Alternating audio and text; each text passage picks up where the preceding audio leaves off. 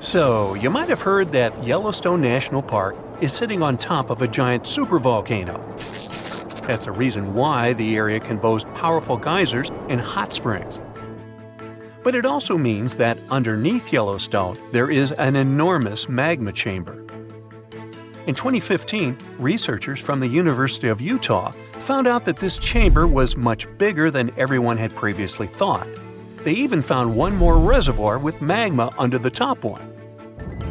Apparently, the more spacious the chambers are, the more magma they contain. Together, the two reservoirs store a glob of magma that could easily fill the Grand Canyon not once, but 11 times. But you know the most worrying thing about the magma chambers? They tend to push against the ground above them. As a result, the land in Yellowstone rises about 1 to 2 inches a year.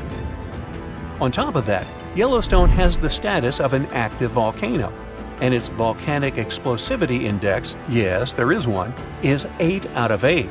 Such a high number means that if this volcano erupted, it would be an apocalyptic event. To put it into perspective, the eruption of Pinatubo in the Philippines in 1991, which is considered the most powerful in living memory, was given a mere 6 on the volcanic explosivity index. Ha, loser. Now, let's figure out if there's anything to worry about.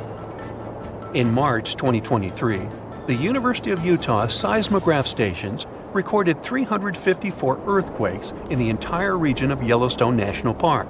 Sounds like a lot.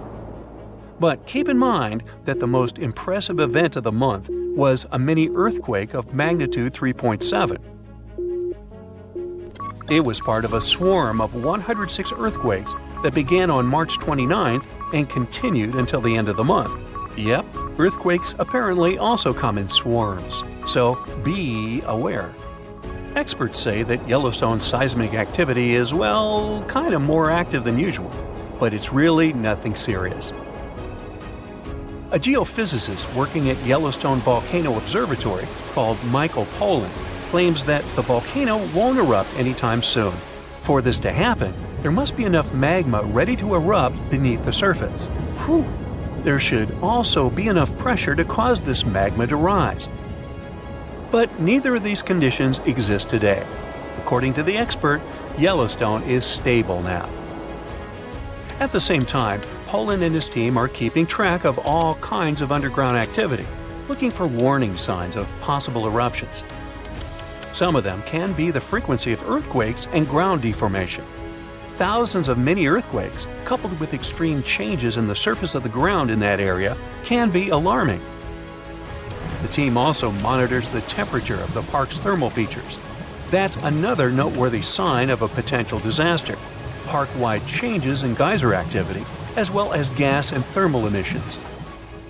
So, despite the media claims that Yellowstone is due to erupt soon because the last eruption happened 70,000 years ago, that's not how volcanoes work. Experts say that it's one of the most popular misconceptions about volcanoes. They don't follow timelines. If a supereruption did happen, though, the most worrying thing for us would not be the lava flows, and not an earthquake that would most likely accompany the natural disaster. No, the worst consequence of such a supereruption would be ash and ashfall. Let's have a look at what it was like when the Yellowstone volcano erupted many years ago. There have been at least 3 supereruptions in the history of the volcano. The most powerful of them was 2,500 times more devastating than the terrifying eruption of Mount St. Helens in Washington state in 1980. As for the most recent supereruption, it was dubbed the Lava Creek eruption. It formed the Yellowstone caldera after spewing out an insane amount of dust, volcanic ash, and rock into the air. Recently, scientists have also learned about 2 other previously unknown supereruptions that happened around 9 and 8.7 million years ago. The younger of the 2 is now considered to be the largest recorded event of the whole Snake River Yellowstone volcanic province.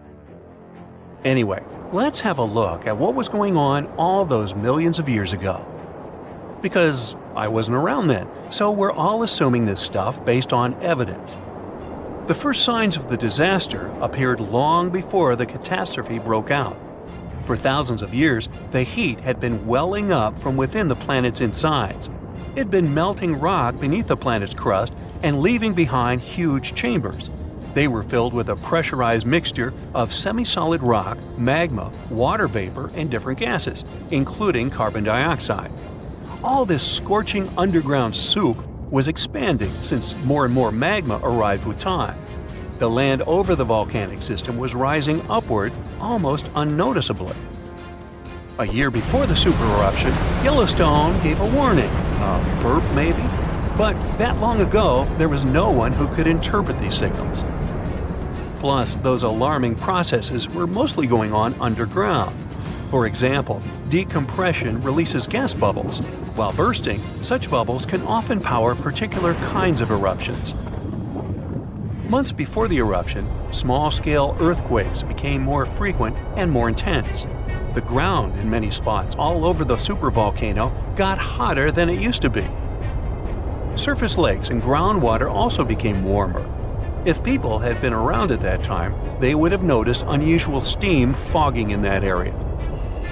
Not long before the eruption started, the growing pressure pushed the ground over the magma chamber up. This created a dome-shaped uplift. Narrow cracks started to open along the edges of this dome. Imagine opening a bottle of soda after you've shaken it. Something like that was happening near the volcano. Think Mentos and Diet Coke.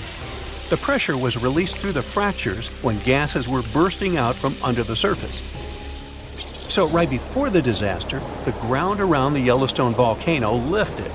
Geothermal pools and geysers heated up to boiling temperatures and got more acidic than usual. The magma started to rise toward the surface. At one point, the rock roof of the magma chamber couldn't resist anymore, and the eruption kicked off. Small but constant tremors began to move the ground days before the catastrophe.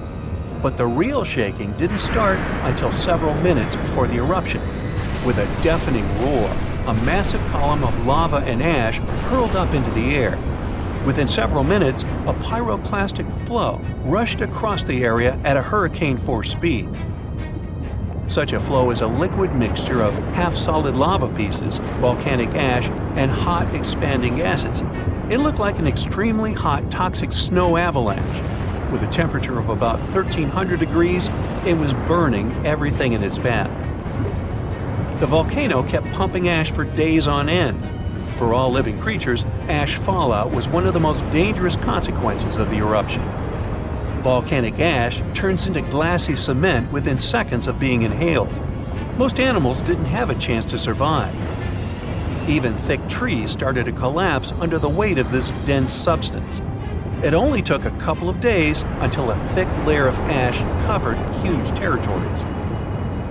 After the ash got into the stratosphere, the temperatures all over the world started to drop. The eruption was rich in sulfur, which is an effective sunblocker. That's why it soon got so cold that there was no summer in the whole world for the next several years. Animals couldn't find food and clean water. This natural disaster, called the Gray's Landing supereruption, was colossal. That's how researchers described it in their recent studies. It affected a huge territory. The streams of lava enameled an area as large as New Jersey in scorching hot volcanic glass. It instantly sterilized the land surface, wiping out all the plant life that had been thriving there before.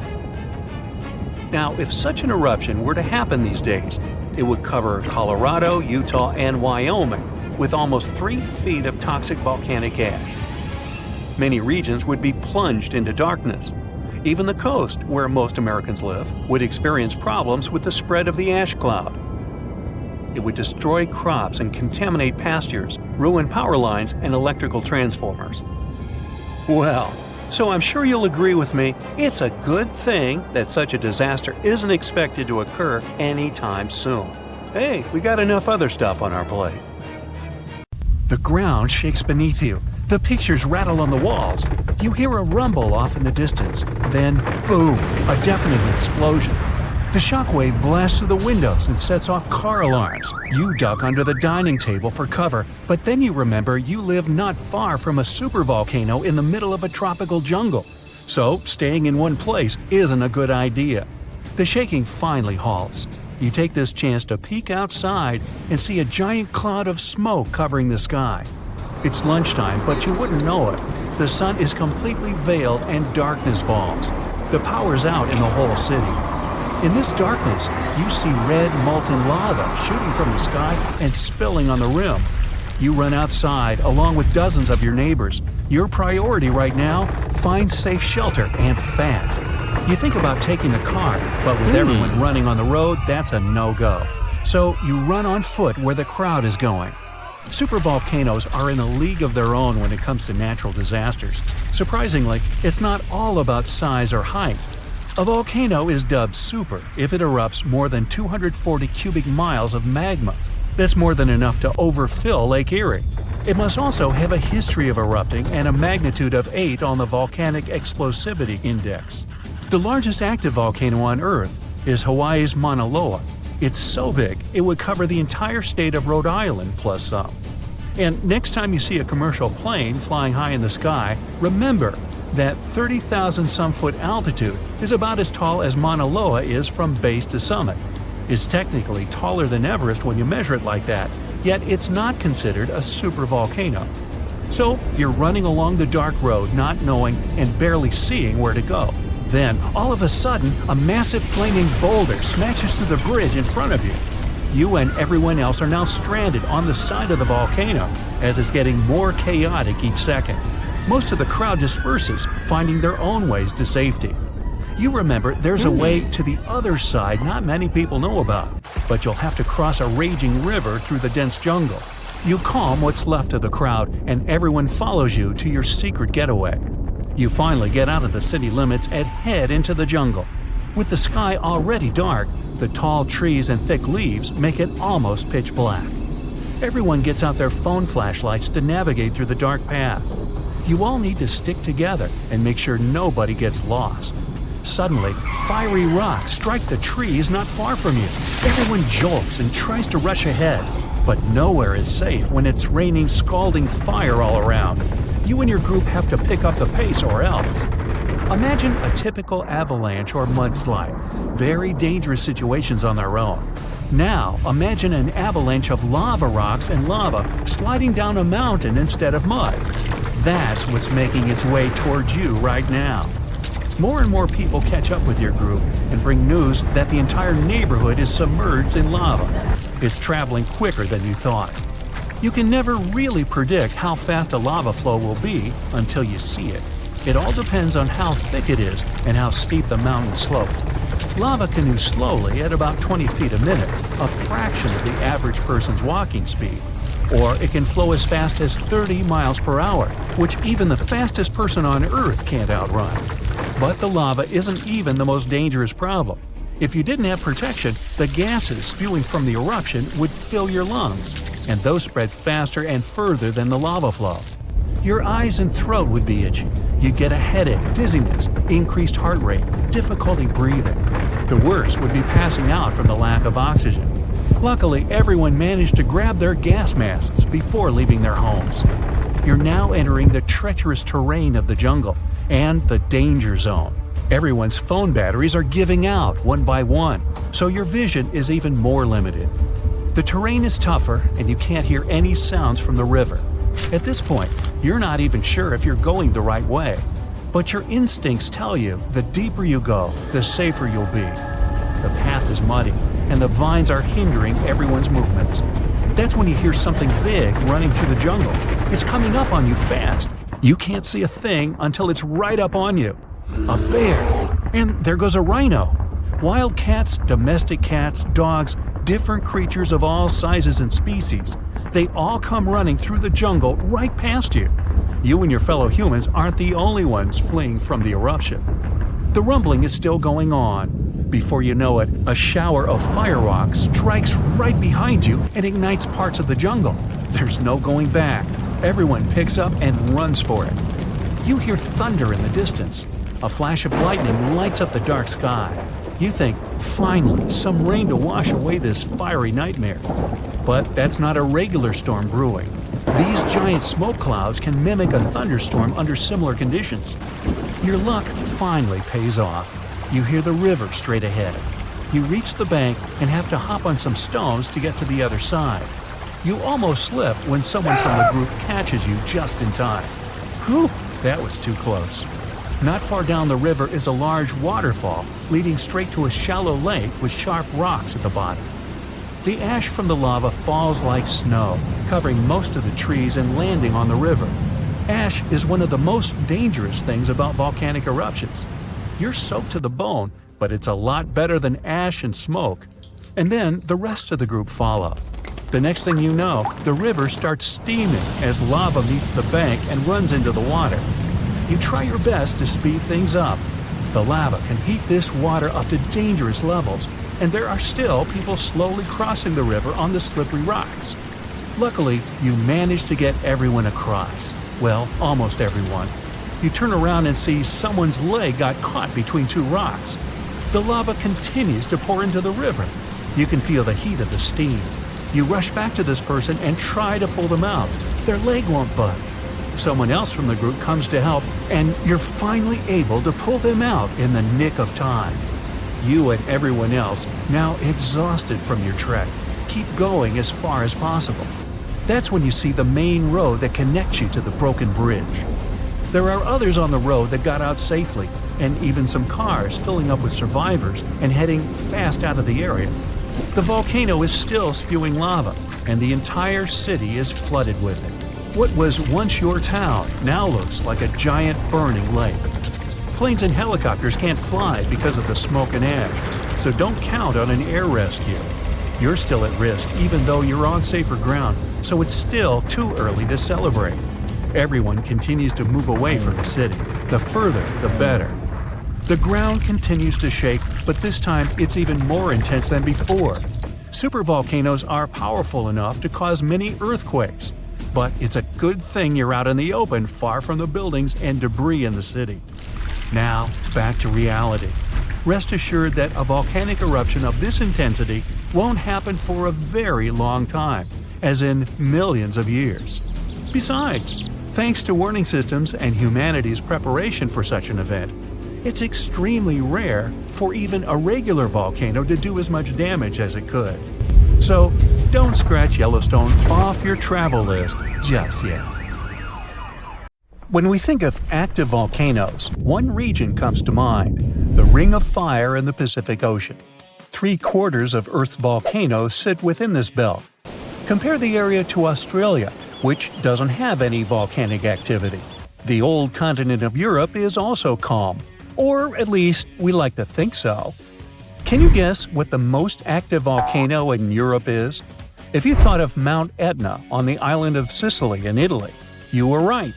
The volcano has erupted about 200 times and has been far from sleeping in recent decades. The last time this happened was in August 2023. The highest mountain in the Mediterranean is 500 million years old. But in Iceland, there is a much younger volcano. It sprang into action on the 10th of July 2023. In the afternoon, 3 fissures appeared in the ground on a peninsula in the southwest of the island. This was at a base of a small mountain peak. Its name means Little Ram in the local language. The volcano spewed molten lava high into the air. There were also gas plumes in the area. But the scientific community wasn't surprised by the event.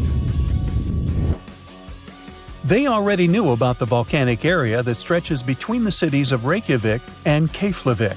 Its name is hard to pronounce. Hey, I want to buy a vowel. It had already erupted during the previous 2 summers. This activity came after 8 centuries of dormancy.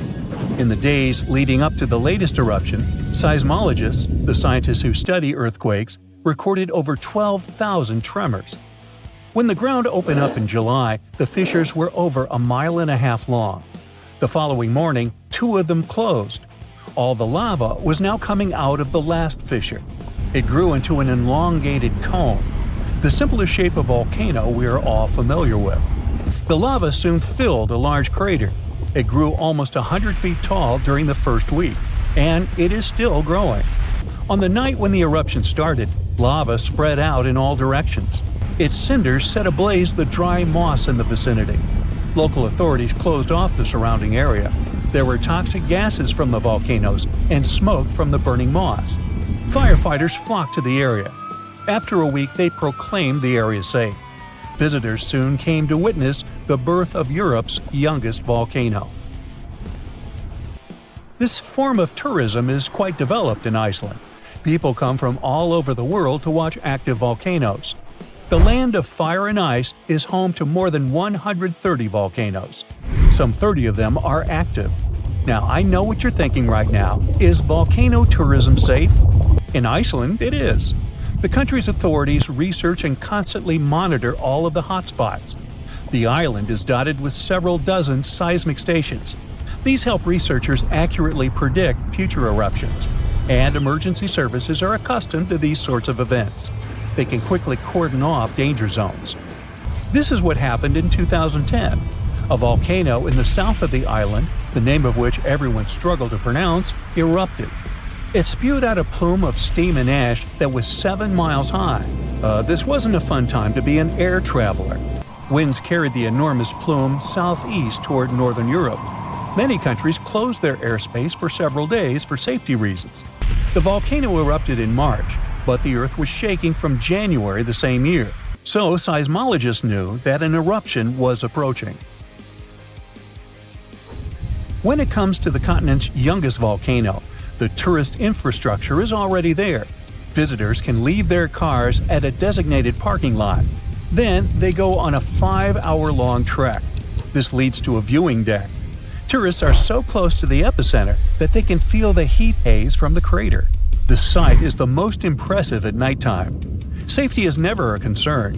Scientists regularly chart out hazard maps that outline the borders of lava fields. This way, visitors who stick by the rules are never in harm's way.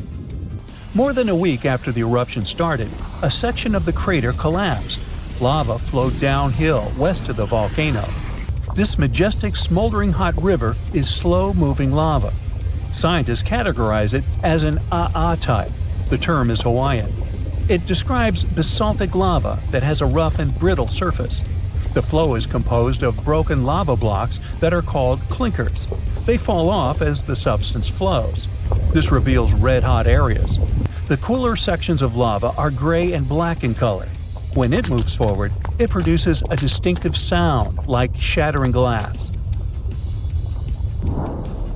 Nearly a month after the eruption of the new volcano, we got aerial footage of an interesting phenomenon. A tornado formed directly over the lava flow. This occurs due to the high temperatures in the area. When the conditions are right, a column of heated air can easily turn into a mini tornado. Scientists observed a similar event happen during the 2018 eruption of Mount Kilauea in Hawaii. The lava fields of Europe's second-largest island tell the story of the creation of Iceland. It sits above the place where the North American and Eurasian plates meet each other. Tectonic plates are huge, rocky chunks of Earth's most outer layer. There are roughly 20 of them. They rest on a partially molten layer of rock. All the lava we see on the surface starts its journey here. You could say that these plates float on molten rock. Their boundaries are unstable, so when two plates grind past each other, they release tremendous amounts of energy. The formation of volcanoes is one result. These are places where the molten rock travels upward to the surface. Iceland began to form some 60 million years ago. The tectonic plates under the ocean drifted apart. Enough lava piled up on the surface to create solid ground. This ancient rock is under the waves today. As new lava reaches the surface and cools down, it pushes the old rock away from the center of the island. That's why the oldest parts of Iceland aren't 60, but only 16 million years old. The country's active lava fields are young in geological terms. Some of them are under 1,000 years old. Scientists consider the island a hot spot for volcanoes, pun intended. Nearly a third of the basaltic lava that reaches the Earth's surface in recorded history came from Icelandic eruptions. Fissure swarms, like the ones before the 2023 eruption, cover 30% of the Nordic country. For this reason, only a quarter of the island is inhabited. Norse Vikings were the first people to settle in Iceland at the beginning of the 10th century. Nature threw them a loud welcoming party. Just a few years after their arrival, They witnessed one of the greatest volcanic eruptions in history. Vikings came from a region without volcanoes, so they had no clue as to what was going on. Today, Icelanders are used to such events. This is good because their homeland is entering a new era of volcanic activity. Volcanologists suspect that recent events are an introduction to decades of more frequent eruptions. The peninsula that is home to Earth's youngest volcano is just 17 miles southwest of Iceland's capital city. It's been dormant for a long time. Present-day eruptions there are a reminder that the natural processes that created Iceland are still ongoing. Recently, scientists discovered that there's a historical link between volcanic eruptions in the north of Europe and glaciers. Our planet went through at least 5 major ice ages. These were exceptionally lengthy periods when the average temperature on Earth dropped. The result was the expansion of ice sheets across northern Europe and North America. The last ice age ended some 10,000 years ago. Researchers are still trying to fully understand how these glacial periods affected volcanic activity. They suspect that the sheer weight of all that ice disrupts the flow of magma underground. When glaciers retreat, the pressure is lifted. This makes it easier for lava to flow upward to the surface where it bursts.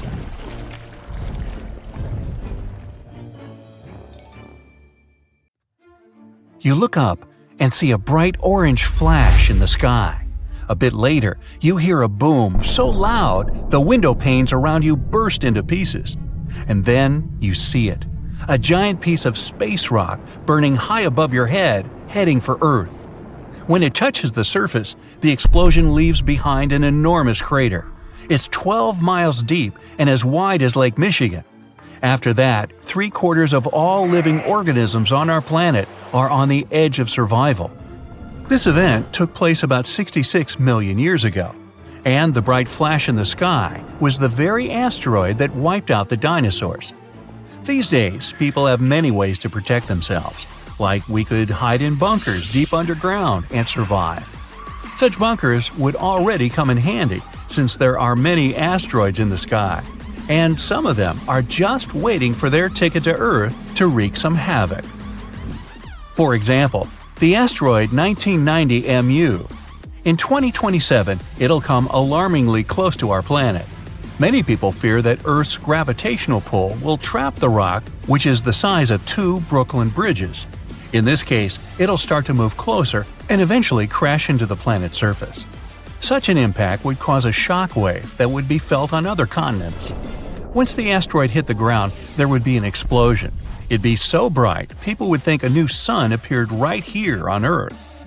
The collision would release a huge amount of energy that would then turn into heat. Everything around the impact site would catch fire. And if the asteroid fell in the water, it would cause tsunami waves higher than the Empire State Building. Many coastal cities would be flooded. The dust that would rise after the explosion would cover the sun. The world would be plunged into darkness. If the dust stayed in the air long enough, the climate on the planet would change and Earth would start to freeze. If you think such a small meteorite can't cause serious damage, look at the Chelyabinsk meteor. It hit the Earth in the winter of 2013. When the space rock entered the atmosphere, people miles away heard a loud bang. The brightly burning object was approaching the surface at about 11 miles per second. Halfway through the flight, it split into several pieces. This caused several stronger shock waves. When the meteorites hit the ground, it caused a major earthquake, and the aftershock from the explosions shattered the windows of 5,000 buildings. People in 6 cities around the crash site felt the aftereffects of the fall, and this meteorite was only 60 feet wide. Fortunately, the asteroid 1990 MU will move past our planet. We'll be safe. Whew! But the next asteroid to approach Earth is going to be 3 miles wide. It's called 3122 Florence. If this giant hit our planet, it could wipe entire continents off the face of the Earth. In 2017, this space rock got awfully close to us. It could be seen in the sky even with a small telescope. Now, the next asteroid is the biggest one to worry about, 1999 JM8. It's about as wide as Manhattan, and it has an unnerving habit of approaching Earth a bit too close for everyone's liking. A small asteroid named 2020 VT4 got closer to our planet than all others have ever done. In November 2020, it flew over the Pacific Ocean at an altitude a bit smaller than the distance from Los Angeles to Las Vegas. That space rock was about the size of a big car. If it did make it to Earth's atmosphere, it would burn up completely before touching the ground. Falling asteroids and meteorites aren't uncommon on our planet. Luckily, most of them burst into flames and burn up before they enter the atmosphere. Mars is to blame for such frequent meteor showers. The planet isn't far from the main asteroid belt in the solar system. Sometimes, the gravitational pull of the red planet grabs asteroids from there. Then, Mars spins them around and flings them in our direction, just like a slingshot. So, Mars is a bully. Good thing we're protected by Jupiter. It's the largest planet in our solar system, and it has an incredibly strong gravitational field. It keeps the asteroid belt in line and protects us from being constantly hit by a rain of meteorites. And that's good news, considering Ceres is in the asteroid belt. This enormous space rock is so big that it was once considered to be a planet. Then, for many years, scientists called Ceres an asteroid. But in 2006, it was finally classified as a dwarf planet. This space object contains a third of the total mass of the asteroid belt, which is about 4% of the Moon's mass. If Earth were as large as a nickel, Ceres would be about the size of a poppy seed. So, what if an asteroid several miles across was heading toward our planet and people had to stop it? Well, we could break the space rock into smaller pieces. A massive explosion could be used to do this. People wouldn't even need to land on the giant asteroid. Getting close to its surface would be enough.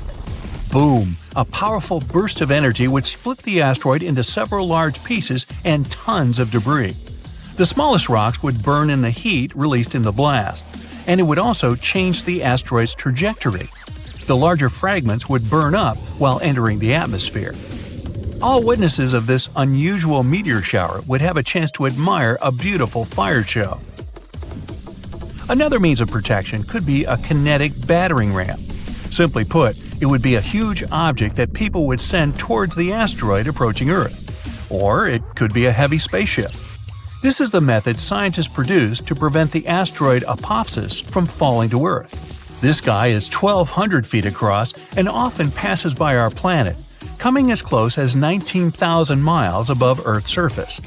The asteroid is going to pass close to our planet again in 2029, and there is a possibility that in 3036 it might crash into the Earth. If it happened, the explosion would leave a crater more than 3 miles across.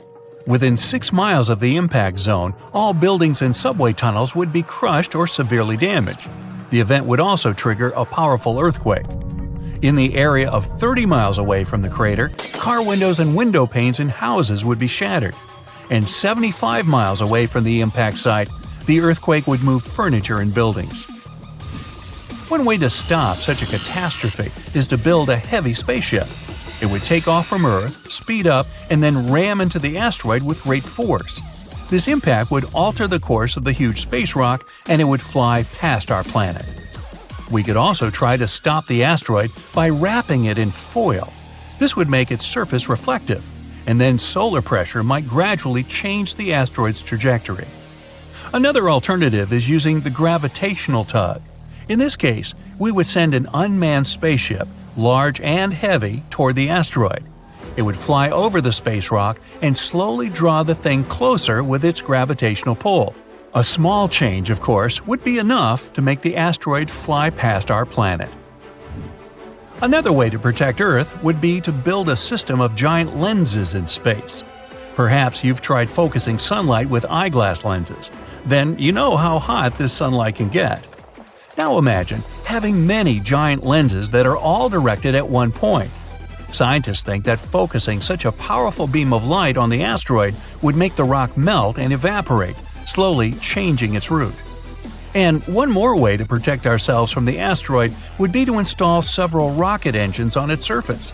It would turn the space object into a rocket, and we could set its course from Earth. Rogue stars pose a much bigger danger. Like asteroids, they fly through space and can collide with anything in their path. The problem is that they have a gigantic mass, sometimes comparable to our Sun's. Around 70,000 years ago, a duo of rogue stars whooshed past the Sun. It didn't affect Earth, but caused some disturbance on the outskirts of the solar system. This event is likely to happen again, someday. The rogue star Gliese 710, about half the mass of our Sun, is moving toward our solar system right now. There's a possibility that it'll begin to grab asteroids from the outer asteroid belt and toss them at us. And then, rare meteor showers you can observe these days will become a regular occurrence. But right now, this rogue star is extremely far from our world, and there's a bigger chance that it'll pass by without affecting our peaceful existence. If you've ever been to Yellowstone National Park, you were probably mesmerized by its geysers, which spew superheated water and steam high into the air. But an even more intriguing thing actually hides underground.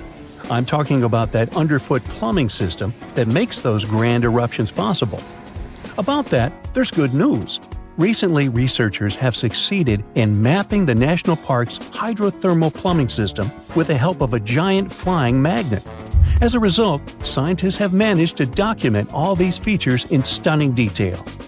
The thing is, Yellowstone houses the world's largest hydrothermal system. It contains over 10,000 features, like geysers, mud pots, hot springs, and steam vents. They're fed by a network of underground water pathways. Those get overheated by magma flowing underground. It causes the water to rise to the surface. Now, no one actually knows much about the workings of this system, but the newly created maps might finally shed light on it. Experts explain that their knowledge of Yellowstone has a subsurface gap. That's why it's often called a mystery sandwich. Scientists know quite a lot about the features on the surface because they can observe them directly. And they know what's going on in the magmatic and tectonic system several miles below the surface. But they haven't figured out what's happening in the middle yet. So, I must tell you about that giant flying magnet used for research. It's known as SkyTem. It was attached to a helicopter and flown over Yellowstone several hundred times, scanning the ground below. The magnet is made up of an 82-foot wide charged wire loop. Its main task is to generate a strong electromagnetic field. And since different kinds of material, like water or rock, respond to this field differently, scientists managed to create a few subsurface maps for the first time ever. The mapping technique also allowed the researchers to differentiate between magma and bedrock, since they have a bit different magnetic properties. And the team got a chance to see how the magma and water interact and create those mind-blowing geological features on the surface. The team got high-resolution maps to a depth of around 500 and 2,300 feet, and low-resolution maps showing what's going on at a depth of up to 1.5 miles. At the same time, the researchers think that the hydrothermal system itself may stretch as far as 3 miles below the surface. If they're right, it means they've only mapped the top half of Yellowstone's plumbing system. Anyway, remember how I said that scientists know pretty much about the bottom part of the Yellowstone sandwich? They have such a good idea about the tectonic plates and deep fault lines because the park's frequent earthquakes provide them with a lot of opportunities to study different phenomena. In July 2021, for example, more than 1,000 earthquakes rocked the area. These days, the team of researchers knows much more about some famous features, like the Old Faithful Geyser or the Grand Prismatic Spring. They've also found out that individual hydrothermal features on the surface can actually be connected to others, which can be as far as 6 miles away from them. Another interesting discovery is that even though Yellowstone geysers and hot springs vary in size, shape, color, volatility, and chemical composition, they are mostly fed by very similar underground sources. That means that the difference between the features appears closer to the surface. Now, I'm sure you've seen the iconic image of Yellowstone with a large rainbow-colored spring, fiery orange at its edges. So what makes these hot springs so colorful? Surprisingly, these awesome hues come from microscopic creatures. The temperatures in the springs are so high they can easily and quickly cook you. Plus, the water there is super acidic, like the liquid in a car battery. But there are certain types of heat-loving microbes that don't mind these crazy conditions. You can even say they're thriving there. So every ring of a different color is, in most cases, a ring inhabited by different bacteria. And each species is adapted to a particular temperature or pH level, which measures how acidic this or that environment is. For example, take the Grand Prismatic Spring, yes, the iconic one. Its rainbow hues likely hint at the diversity of microbes living there. So, starting from the center of the hot spring, you can see a beautiful aquamarine color there. That's where the water temperature is the highest, reaching 189 degrees Fahrenheit, because this area is right over the underground water source. The water there is too hot even for microbes. That's why what you see is mostly clear water. As for the reason for its blue color, it's the same as why the sky is blue. Sunlight hits the surface of the water and the light scatters, but the blue light scatters the most, getting reflected back to your eyes. Now, the next ring of color is yellow, all thanks to certain cyanobacteria. The temperature in this yellow ring reaches 165 degrees Fahrenheit. If the conditions in the hot spring were a bit different, these bacteria would create a blue-green hue thanks to a green pigment called chlorophyll. But since the sunlight hitting the spring is too intense, the bacteria start producing another type of pigment. It's called carotenoids. And guess what? It acts as a sunscreen for the bacteria. And since this pigment is orange, the normally green bacteria get a yellowish hue. And finally, we've got that bright orange color closer to the edges of the prismatic spring. It's a bit cooler there, around 149 degrees Fahrenheit. In this part of the spring, you can find several types of bacteria. They all produce substances that give the spring this bright orange color. And finally, right at the edges of the spring, the temperature is cooler, around 131 degrees, and a greater variety of microbes can survive there.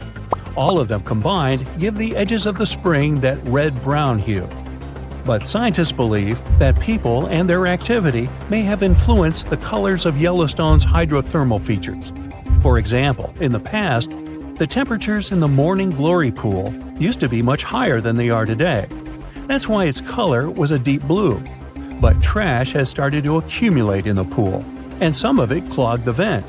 This caused the temperatures to drop, which led to microbial growth. As a result, that pretty blue color turned into orange-yellow.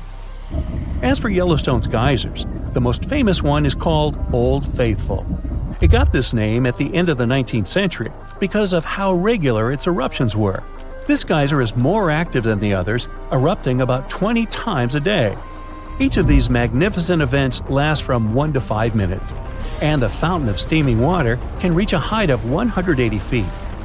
Now, while talking about Yellowstone National Park, we can't but mention Yellowstone supervolcano, right? Supervolcanoes appear when huge volumes of magma are trying to escape from deep underground. Eventually, they burst through Earth's surface.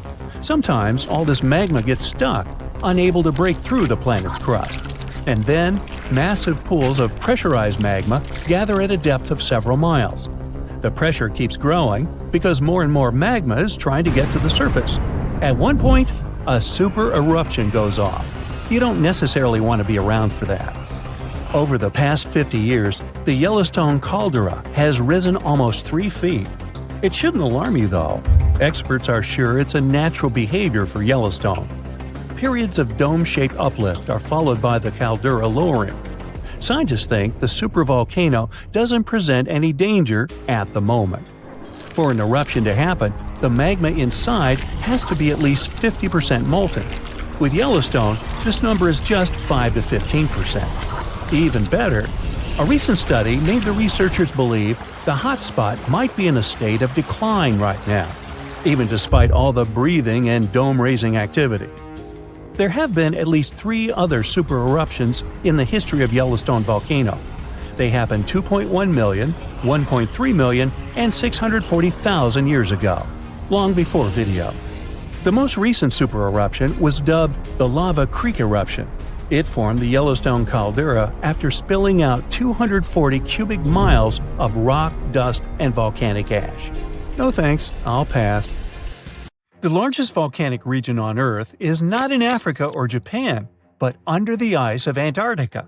Scientists found 138 volcanoes in its western part, and if they decide to go wild, you'll surely notice it. They could melt huge amounts of ice that will move into the ocean, raise its level, and make our planet uninhabitable for humans. But before you pack your things to fly away to another planet, hear me out.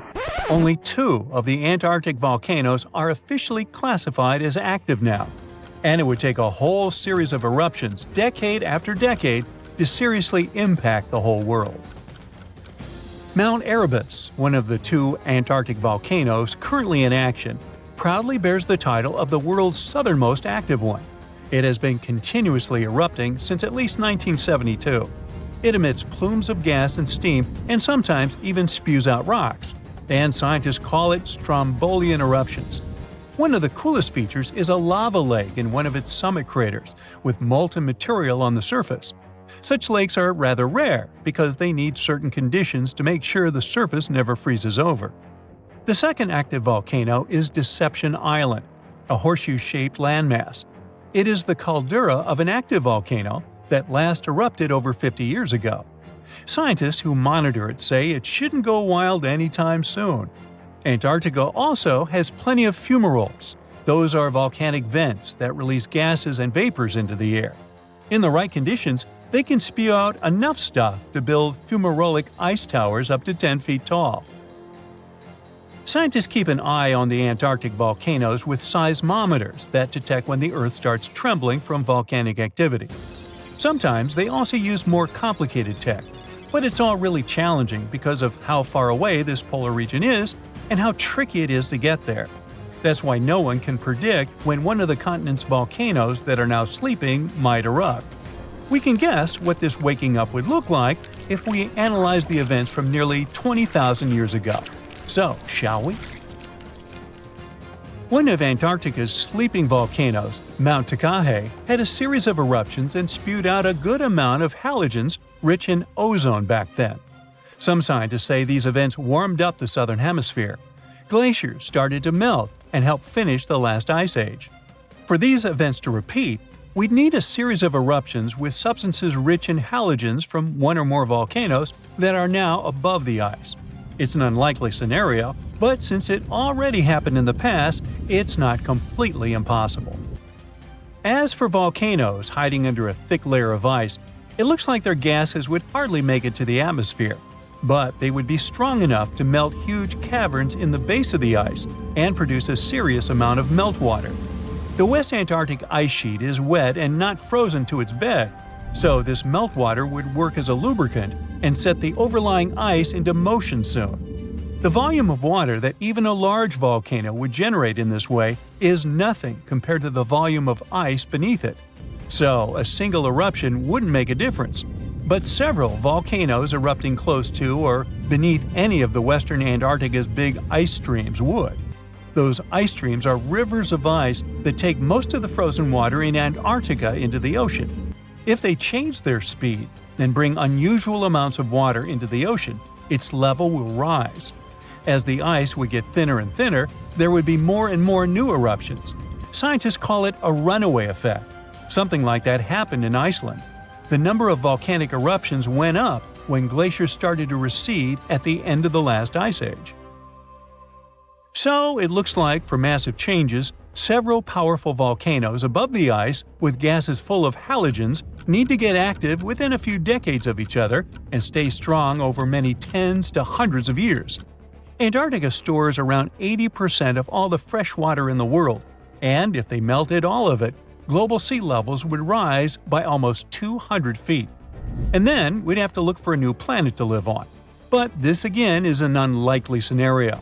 It's more likely that the eruptions under the ice will lubricate ice streams and seep water into the ocean, but it wouldn't be the end of the world. A super strong, super angry supervolcano could do it though, and it has already happened in the past. Over 200 million years ago, the world went through a major makeover with not one, not two, but 4 massive volcanic eruptions in huge pulses. The supervolcano called Camp had been erupting over and over for 600,000 years. It all happened in Wrangellea, a large chunk of land that used to be a supermassive volcano stretching across what's now British Columbia and Alaska. And it wasn't the lava or the volcanic ash that ruined the environment. The eruption made carbon levels skyrocket.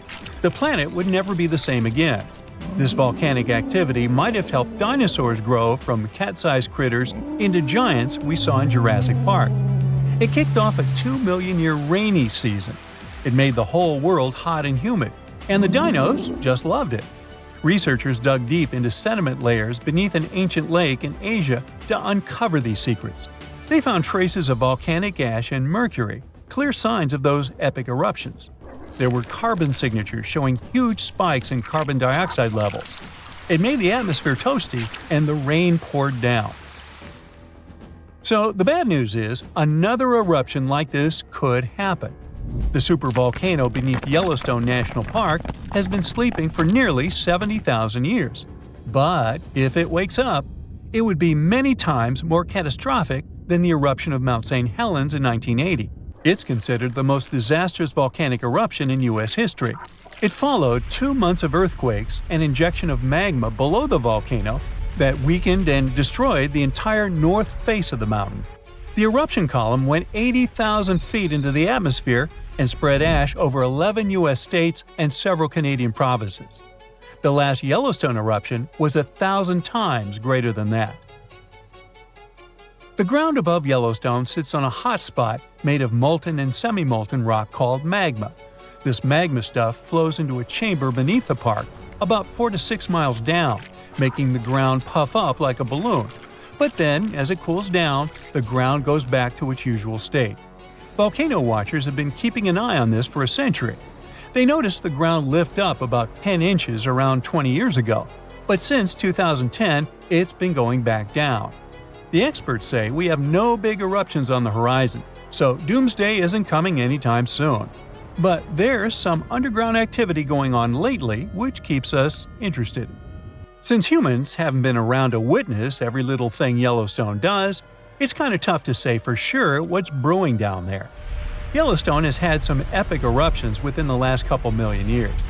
They happen like clockwork, with gaps of 600,000 to 800,000 years between them. The last big one was around 640,000 years ago, and it basically reshaped the entire landscape, spreading ash and debris as far as Louisiana. You can still see the aftermath of the last big eruption in the Yellowstone caldera today. Experts say a massive eruption like the last one is an unlikely scenario. We're more likely to see eruptions of steam and hot water or lava flows. When and with what force it will wake up remains a mystery to scientists. Whoa! Earth's surface is shaking. Long cracks split the ground open. Lava rivers are rapidly flowing down the slopes. Deafening noise is filling the air. Rocks and other debris are flying high up. Clouds of volcanic gas and ash cover the sky. Now, this is not a plot of a blockbuster disaster movie. It's what happens when supervolcanoes decide to erupt. But this is likely not the scenario that will take place when the world's largest volcano, Mauna Loa, decides to finish its long nap. In 2021, scientists were sure it would happen soon, but so far, nothing. The volcano's seismicity keeps increasing and then going back to normal. But you never know when this giant will finally come back to life. That's why experts have been monitoring geological activity on Hawaii's largest island for quite some time. The Big Island of Hawaii is made up of 5 volcanoes, including the most active on the planet, Kilauea, and the largest, Mauna Loa. This gigantic thing makes up almost half the landmass of the island. And what lava Kilauea emits in one day, Mauna Loa could spew out within 20 minutes. That's what it did in 1984. While Mauna Loa's smaller sibling has been throwing tantrums for a while, the giant has been slumbering ever since its last eruption. But very recently, the Hawaii Volcano Observatory has recorded more than 200 mini-earthquakes below Mauna Loa. It likely means an increased flow of magma down there. Good morning! The volcano might be waking up. Or not. If Mauna Loa did suddenly erupt, lava flows could reach the ocean and the most populated and touristy places, like Captain Cook, very quickly, in a matter of hours.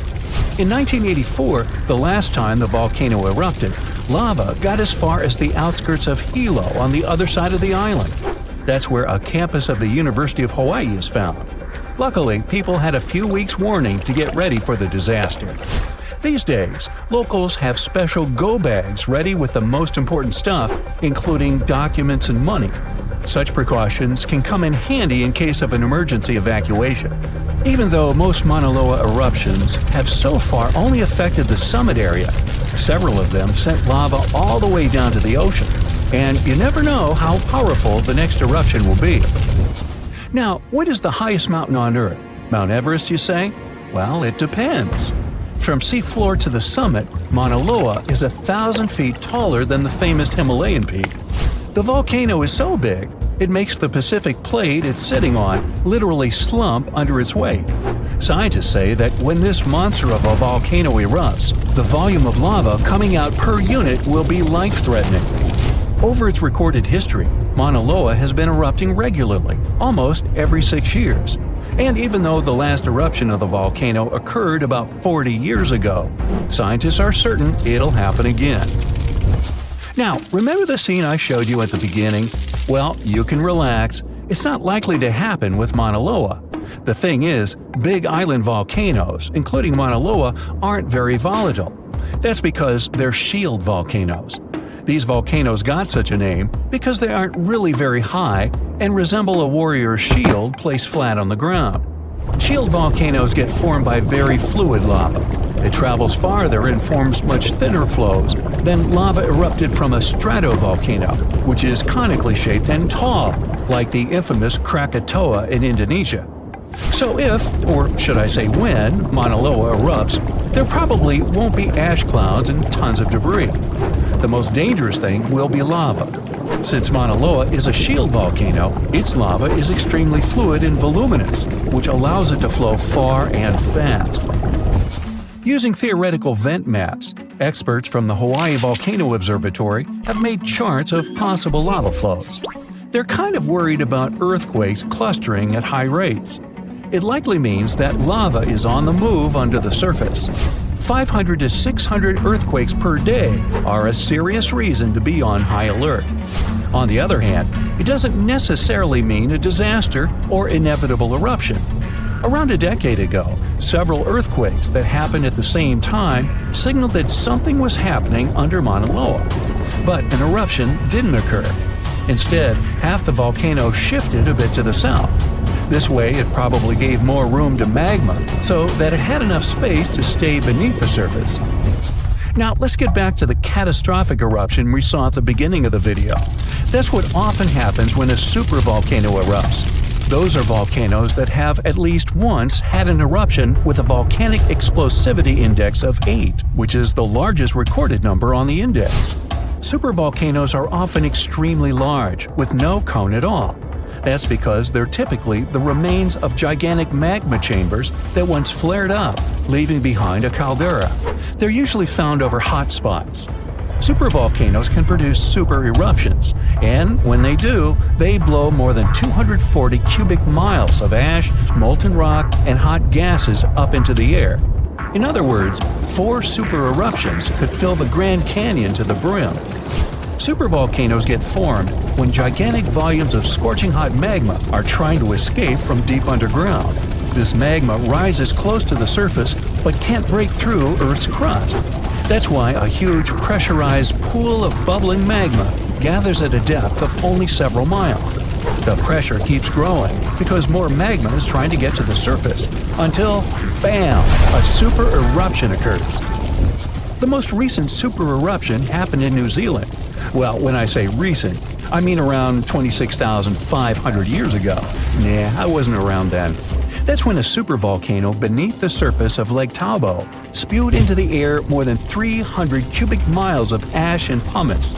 Imagine 500,000 Great Pyramids of Giza flying up at the same time. That's how incredibly powerful that eruption was. But the most exciting and confusing thing about the eruption was that the Tahoe volcano simply didn't go off like many others. At first, everything was going as usual. More than 200 square miles of magma had built up under the surface, and the pressure was getting higher and higher.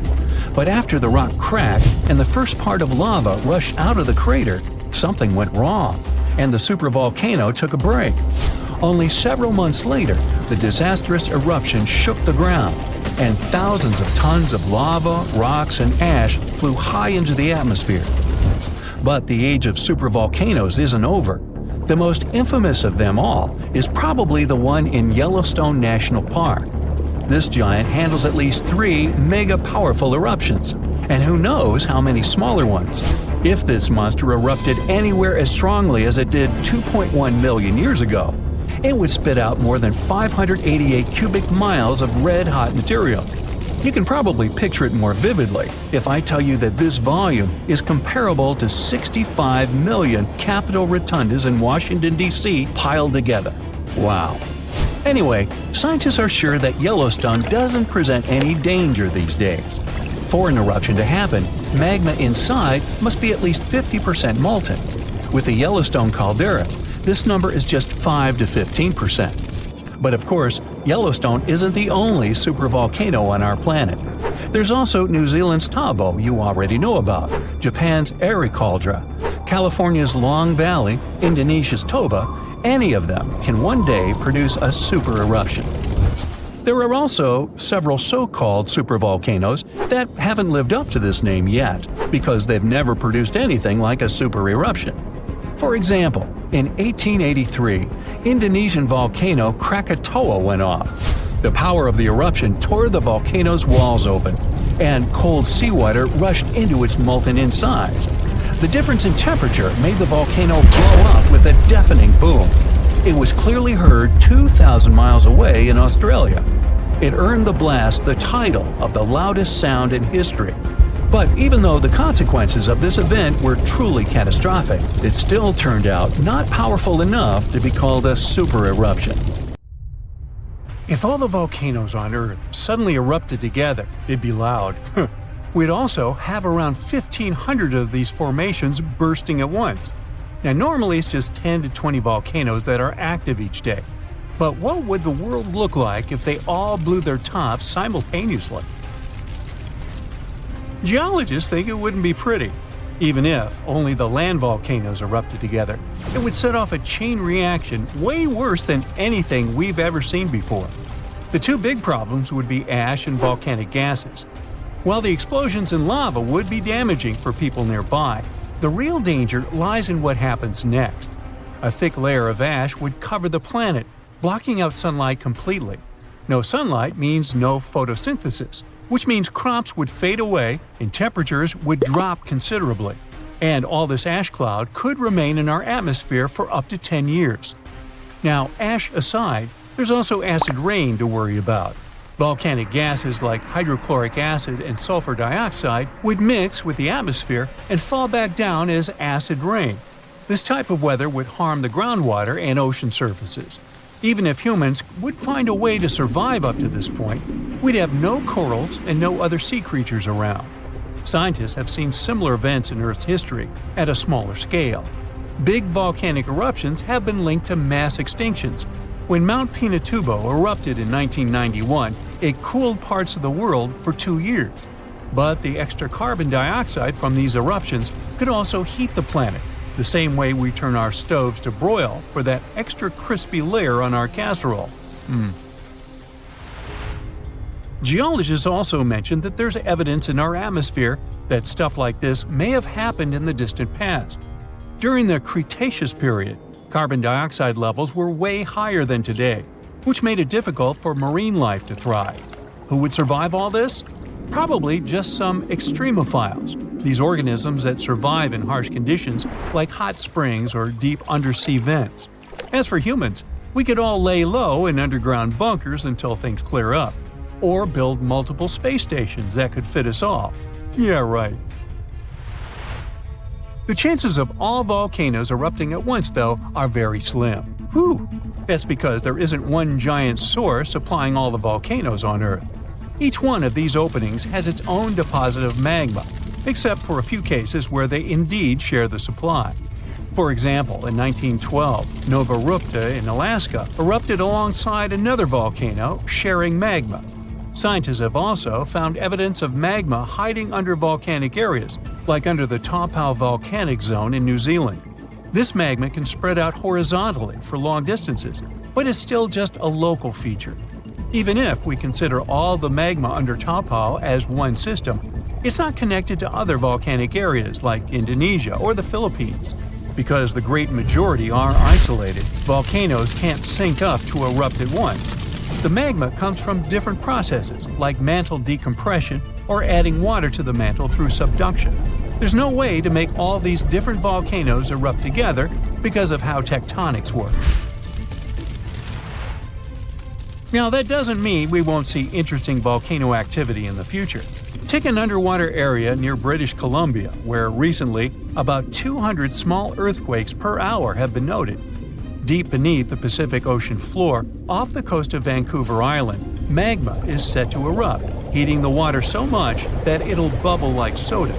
However, this event will likely go unnoticed by anyone other than scientists. The anticipated eruption will most likely happen around 3 miles below the ocean surface. Scientists explain that the earthquakes range from negative to 4.1 magnitude, meaning only those nearby would feel any tremors. This unusual activity gives us a rare opportunity to study how the Earth's crust forms. The magma beneath the ocean floor is estimated to be almost 1,500 degrees Fahrenheit, but will cool rapidly upon eruption and contact with water. This runny rock will solidify upon contact with the seafloor, turning black quickly. This event will be useful for biologists too, who will have the opportunity to study the marine animal's response to any changes, like run! Antarctica, often seen as a vast icy continent, also holds a volcanic surprise beneath its frozen surface. Researchers have identified over 130 under the western ice sheet alone, making it the largest volcanic region on Earth. Most of these volcanoes, about 90, were only recently discovered in 2017. But could any of these Antarctic volcanoes actually erupt? Well, it depends on which volcano we're talking about. While these formations are relatively young in geologic terms, it's hard for scientists to tell if they're still active or not. There are only 2 confirmed active volcanoes in Antarctica, Deception Island and Mount Erebus. The latter, standing tall as the highest peak on the continent, has been continuously erupting since at least 1972. It's known for emitting gas and steam, and sometimes even throwing out rocks in what are called strombolian eruptions. One of its most notable features is a persistent lava lake in its crater, a rare phenomenon due to specific conditions needed to keep the surface molten. For instance, it's fueled by a steady supply of magma from deep within the Earth's mantle. This continuous inflow of molten rock provides the material for the lava lake to exist. It also features low ambient temperatures.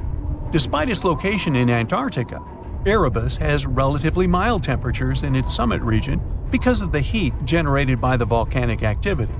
This allows the lava lake to remain liquid rather than freezing over. Deception Island, another active volcano, last erupted in the 70s. While it's currently not showing signs of imminent eruption, it's being monitored closely for any concerning activity. Apart from these 2 being confirmed to be active, Antarctica is dotted with fumaroles, openings in the Earth's crust that release gases and vapors. Sometimes these fumaroles can create icy towers reaching heights of 10 feet. What we should focus on is maybe supervolcanoes. They're this type that has the potential to produce the most massive and destructive eruptions. Unlike the typical one, which has a single vent, supervolcanoes have a vast magma chamber beneath the surface, spanning tens or even hundreds of miles in diameter.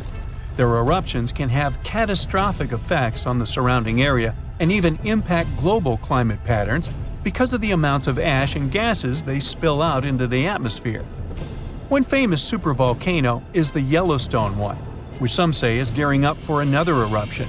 It has the capacity to unleash a colossal eruption, spewing over 240 cubic miles of material. As much as we'd like to predict its behavior, volcanoes don't stick to a calendar.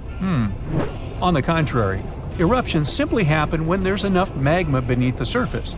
There also needs to be enough pressure for the magma to travel upwards. As far as we can measure, These conditions are not currently met at Yellowstone. Sure, many volcanoes operate on a cyclical pattern, but that doesn't mean Yellowstone is overdue. In fact, Yellowstone has had just 3 major eruptions over the past 2.1 million years.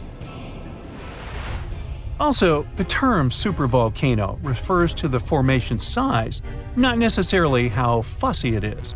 Yellowstone's monitoring is extensive, tracking seismicity, ground deformation, thermal emissions, gas, water chemistry, and surface changes. Signs of an eruption would include thousands of earthquakes over a short period. We'd also see deformation on the ground and weird gas emissions ahead of time. Stable as it might look like for now, the consequences of it having a major eruption could look ugly. Ash dispersion could blanket a 500-mile radius, potentially disrupting Midwest agriculture and clogging waterways. Ash and gas emissions into the stratosphere could induce global climatic effects, making our planet colder for several years. And yes, we've seen some research that it shows there's more liquid molten rock under the Yellowstone volcano than scientists believe. But that doesn't translate to imminent danger. Brighter green plants might give us a warning when a volcano is stirring. Turns out, unlike earthquakes, which are super unpredictable, volcanoes can sometimes show early signs. Plants growing around volcanoes look healthier when volcanic activity ramps up because they thrive on increased carbon dioxide levels, a gas that volcanoes emit during eruptions and through underground magma. They also turn browner when the volcanic activity peaks, likely due to harmful gases and heat harming the vegetation. Scientists use satellites to figure this all out. They analyzed satellite data spanning from 1984 to 2022. Future changes might be tracked through satellite imagery as well. Now, this isn't easy to measure directly, especially when volcanoes are tucked away in hard-to-reach, lush areas, such as Taal Volcano in the Philippines and Mount Etna in Italy. This way, plants could give us a heads up about volcanic eruptions years before they happen. With this new weird method, we could save nearby communities by enhancing safety measures, minimizing property damage, and improving evacuation plans. Volcanoes and plants are often tied in mysterious ways.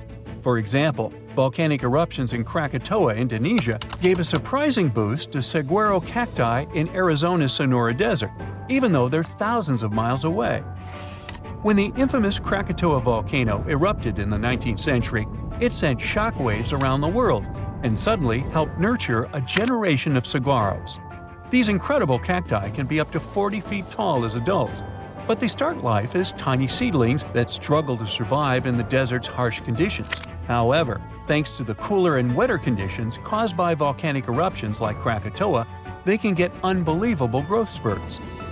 Chillier summers and milder winters that follow such eruptions create perfect conditions for young saguaros, which usually don't make it due to extreme heat and cold. But volcanoes not only influence plants, they're also Earth's jewelry makers. Deep beneath the surface, in the fiery heart of a volcano, conditions are just right to form dazzling gems. When volcanoes erupt, they can bring these treasures up to the surface. One of the most famous gems created by volcanic activity is the diamond. They're usually found in a rare type of volcanic rock called kimberlite, which forms deep within the Earth under extreme pressure and temperature. Millions of years ago, kimberlite eruptions, small but powerful volcanic events, hauled diamonds from deep within the Earth. This created sources for many of today's diamond mines. Now, these eruptions didn't happen just anywhere, but originated from the stable hearts of continents, known as cratons. They were bursting forth from as deep as 75 miles underground. Fueled by a mix of carbon dioxide and water, they were like natural rockets, blasting through the Earth to form carrot-shaped channels filled with diamond-laden rocks. Recently, scientists have delved into why these eruptions happen. They suggested that the breakup of ancient supercontinents like Pangaea disrupted the mantle's flow underneath, triggering these spectacular kimberlite eruptions. When a volcano that hosts kimberlite erupts, it can propel these precious stones toward the surface, where we eventually find them. There are other gems that can be found in solidified lava, like peridot, a bright green stone that forms in the molten rock of the upper mantle and is brought to the surface by volcanic activity. There's also obsidian, a shiny glass-like rock that forms when lava cools rapidly. And then there are some insane rocks, like the ones that can hold water in them, even in lava. The deeper we dive in volcanoes, the rarer are the gems we can find. If we dive into the thick layer known as the mantle, we might find olivine, a resilient, pretty green mineral that makes up about half of this layer. It loves high temperatures and happily forms in lava, eventually crystallizing into the igneous rocks we find scattered across the Earth's surface thanks to volcanic eruptions. As olivine cools, it starts to crystallize. Sometimes these crystals are tiny, but other times they grow large and can be polished into beautiful gemstones used in jewelry or industrial processes like metal casing. But as we venture deeper, about 250 miles down, olivine undergoes a fascinating transformation. Here we encountered the layer that's called the transition zone. In the transition zone, the pressure is intense and the heat is on the rise. In this place, olivine morphs into exotic materials like wadleysite and ringwoodite. They show a lovely blue-green hue and a glossy sheen. While they're too rare and small for jewelry, they have a unique ability to hold water within their structures, not as droplets, but as hydrogen and oxygen components, making up to 3% of their volume. Later, it turned out that the transition zone is not just a pressure cooker for minerals, it's a giant sponge, holding a vast underground water reservoir. This was a groundbreaking discovery. You get the pun? This hidden water doesn't form an ocean as we know it, but suggests vast amounts of water are stored deep within the Earth. Volcanoes can help us learn more about life not only on our planet, but on others as well. In the fiery heart of Costa Rica's Poas volcano lies Laguna Caliente. This hydrothermal crater lake is among the most brutal environments on Earth. We've got a whole bunch here: scalding temperatures, toxic minerals, and water so acidic it can corrode metal. But despite all that, there's a few tough microorganisms that manage to thrive in these conditions. And this remarkable survival has caught the attention of scientists because it might just hold clues about life on Mars.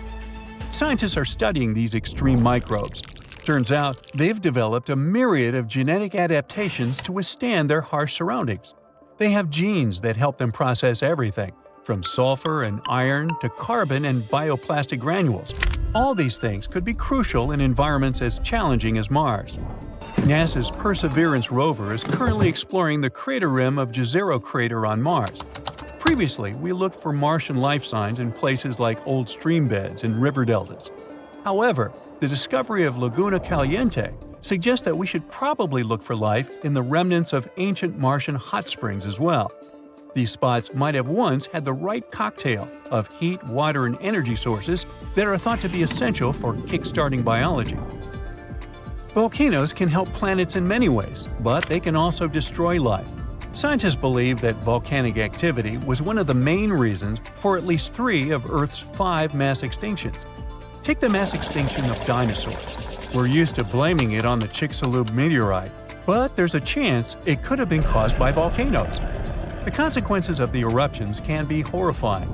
Mount Tambora, located on the Indonesian island of Sumbawa, erupted in 1815 and was the most powerful eruption ever recorded in history. This massive eruption was so strong it ejected between 8 to 11 cubic miles of material. It was so loud that the sounds of the eruption were heard as far away as Sumatra, over 1,600 miles distant.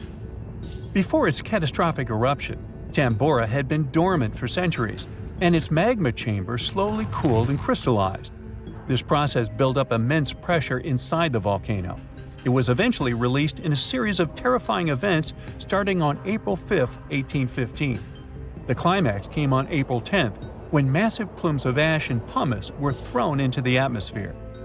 The aftermath of the eruption was dire. Tsunamis devastated the surrounding area. It's estimated that around 4,600 people passed away immediately from the eruption itself, with ash fallouts affecting air quality and water sources across the region. This event came down in history as the year without a summer. This was due to the vast amount of sulfur dioxide Tambora ejected into the stratosphere. It created a veil of aerosols that reflected sunlight and significantly lowered global temperatures. A similar thing happened to our planet 66 million years ago, during the dinosaur extinction. The sky turned black for months. I mean, I wasn't there, but that's what they say. Guaijen Volcano in Indonesia is not your ordinary lava-belching mountain. Instead of producing black smoke and red lava, as most volcanoes do, this eccentric guy lets out a blue flame and electric blue lava. This phenomenon occurs because the volcano contains some of the highest levels of sulfur in the world, and when the sulfuric gases interact with scorching air and get lit by the molten lava, they start to turn blue. Unfortunately, you can see this mesmerizing sight only at night, but you can smell it all day long. By the way, the world's largest acid lake is also located inside this crater. The Dead Sea has a high concentration of salt and minerals compared to other seas, even though it's technically a lake. Swimming is almost impossible, but people go there for the natural chemicals for the body. Floating on the surface is a great way to relax. This ancient body of water got its name because no macroscopic organisms can live there since it's 9.6 times saltier than oceans. Only a few bacteria and fungi can be found enjoying the salt. It's also Earth's lowest elevation on land at 1,400 feet below sea level. An underground crystal cave exists in Mexico, and it looks like some interstellar world. It's roughly 1,000 feet beneath the surface, with each spike measuring up to 35 feet in length and weighing up to 55 tons. These are some of the largest crystals in the world. Luscantar Beach is an endless strand of white sand dunes and azure water. But don't let the tropical vibes fool you. It's located in Scotland. That's why it mostly looks like this during May and June only. In December, the place gets only an average of 1 hour of sunshine per day, making it way more dramatic and monochrome. The Georgia Guidestones is a collection of giant stones in a star pattern. It has inscriptions in 8 languages, including Hindi, Chinese, and Swahili. It also has an astronomical calendar finished in 1980 and was built to last centuries. No one knows who built it or why. All the way over in sunny California is Sequoia National Park, home to the giant forest. It's been around for thousands of years. More than 8,000 of these colossal trees rule the land, including 10 of the largest living plants in the world. The General Sherman sequoia is estimated to be up to 2,700 years old and is recognized as the world's largest known living tree by volume. The famous stone heads of Easter Island have been around for hundreds of years. No one knows exactly why they were built. Some scientists think that local people believe the statues would make the soil more fertile. Soil analysis proved the heads did their job well. It's the best agricultural spot on the island. The chemical composition of the ancient hot springs in Pamukkale, Turkey, makes the water pouring over the edge look magical. They're not only good for cleansing your body, but the mind too. All the way in Saudi Arabia is a rock sliced perfectly in the middle with 2 pieces sitting parallel. What makes Al Nasla so unique is that it wasn't artificially done, but is a result of nature's work over the years. Now, this glacier may look like someone dropped tons of red paint in the middle of Antarctica, but it's actually the natural color. Blood falls is a result of extreme salted water mixed with iron oxide, giving out this eerie vibe in the middle of nowhere.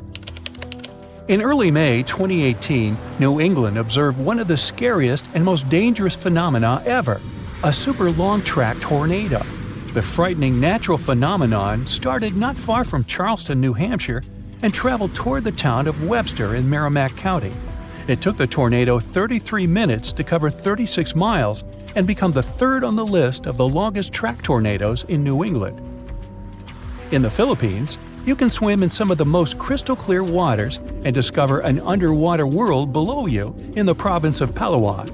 The municipality of Coron has white sandy beaches with many small boats riding through the many amazing sceneries. Tristan da Cunha is a small volcanic archipelago in the Atlantic, with the only neighboring cities of Buenos Aires, Argentina, and Cape Town, South Africa. It takes 7 days by ship to get to this unique place. If you want to escape from the rest of the world, staying with the 280 locals will make you feel like you're away from everything. During the first week of January 2018, Unusually cold weather in the northeast United States froze the Atlantic Ocean in North Falmouth, Massachusetts. What's more, the ocean was frozen so thoroughly that people were walking on the waves. Now, that's obviously something you don't see every day. Red sand is what makes this beach unique and why tourists flock to Tianjin, China. A red-colored plant called a sueda salsa dwells in the saltwater. The whole beach is covered in red, with only the top layer of the sea visible. If there ever was a thing that said, "I defy gravity" out loud, it's the stone of Tabasco in Argentina. The huge 300-ton boulder stands precariously on the edge of a cliff and rocks a little bit from side to side in the wind. People even checked it by putting glass bottles under one of its edges. They exploded with another movement of the rock. Unfortunately today, you can't see this wonder of nature as it was a century ago. In 1912, the boulder suddenly dropped from its perch, which it had occupied for literally hundreds of years. The people of the nearby town of Tandil were so sad about this event that 95 years later, in 2007, they decided to restore the stone. They made a plastic replica of the rock and put it on the same spot and even in the same position. So, even today, coming by Tandil, you can see its famous balancing boulder. More of a symbol now, of course, because it's no longer rocking and only weighs 9 tons, but instantly recognizable nonetheless. Socotra is an alien-like island off the coast of Yemen in the Indian Ocean with one of the most unique trees ever seen. It's called the dragon tree, and it can only be found on this amazing island. In 2008, it was labeled as a World Heritage Site. If you ever see a tight burning column of air, don't panic, it's not the end of the world. The creepy combination of whirlwind sounds and scorching inferno means that you have crossed paths with a fire tornado, also known as fire twister or fire whirl. This dangerous phenomenon occurs mostly during wildfires. These fires create a big area of super hot air just above the ground. When this scorching air gets mixed with the cooler air higher up, it results in a whirlwind that churns up burning debris and flames. The most powerful firenadoes can stretch hundreds of feet into the air. The House of Mystery in Gold Hill, Oregon, amazes its visitors with gravity-defying effects. You can't stand straight there, always leaning to the side and having to hold on to something for balance. Balls roll upwards. There's also a broom that stands perfectly still wherever you put it, unlike virtually everything else in the shack. The local Native American tribes called this place the Forbidden Ground, even before the house was built there, and they avoid approaching it. The owners of the shack, though, decided to turn it into an attraction, and they succeeded. They created an atmosphere of mystery around the place, and spread the news about it in newspapers and later on the internet, and voila! A perfect anomaly is made. In fact, it's no more than a curiosity. A human-made optical illusion that tricks your eyes and other senses. Now, if you travel to the Philippines, Indonesia, or Papua New Guinea, you'll have a chance to see some of the most unusual and cheerful trees in the world. The trunk of the rainbow eucalyptus looks as if it had been painted orange, green, red, purple, yellow, brown, blue, hey, you name it. Some trees are so bright that they seem artificial. The rainbow eucalyptus regularly sheds strips of bark, which reveals a bright green layer underneath. A bit later, this green layer gradually changes its color, and since the shedding happens at a different time in different places on the trunk, the tree starts to look multicolored and very attractive. Yemen is home to the oldest skyscrapers in the world and the oldest metropolis. The ancient city of Shabam is considered to be the Manhattan of the desert, due to the collection of mud buildings popping out of the desert floor. It used to be a caravan stop during ancient times.